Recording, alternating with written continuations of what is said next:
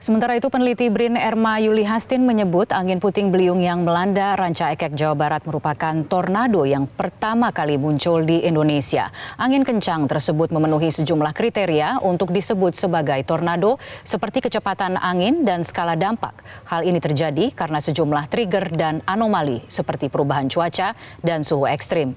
Pulau Jawa, Bali, dan Nusa Tenggara disebut perlu waspada akan munculnya tornado hingga akhir bulan April. Harus memenuhi kriteria-kriteria tertentu ya, diantaranya kekuatan anginnya harus mencukupi skala Fujita 0 ya. Itu adalah thresholdnya, kita bisa katakan tornado, jadi sekitar 65 km per jam kecepatan anginnya. Yang kedua, radiusnya harus melebihi 2 km, karena kalau kita sebut tornado ketika skalanya itu meso.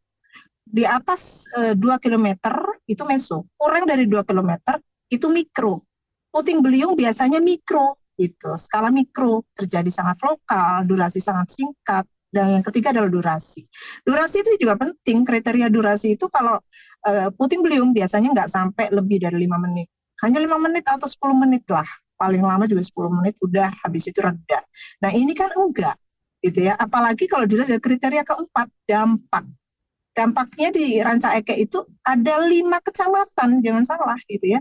Artinya radiusnya ini kan berarti lebih dari 2 km, kemudian area yang menjadi dampak itu sangat luas, begitu ya, melebihi dari mikro tadi, skala mikro, kemudian kecepatan angin. Nah, untuk kecepatan angin kita memang perlu konfirmasi, berapa sih sebenarnya yang kemarin itu, gitu ya.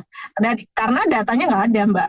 Kita nggak punya data yang mengkonfirmasi kecepatan angin maksimum yang ada di sana.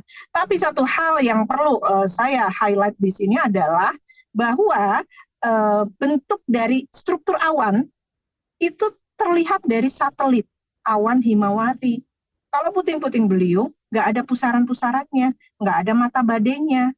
Nah, dari satelit awan ini kemarin itu kita nampak gitu, kita bisa lihat itu pusaran-pusaran itu. Gitu. Sehingga ini bukan hanya cumulonimbus single gitu ya, bukan cuma satu awan tunggal, tapi awannya itu sudah berklaster, berkelompok, dan dia sudah membentuk pusaran-pusaran yang mirip sekali dengan tornado. Kita bisa katakan tornado-like, kemiripan tornadonya sangat kuat begitu ya, sangat erat. Jelajahi cara baru mendapatkan informasi. Download Metro TV Extend sekarang.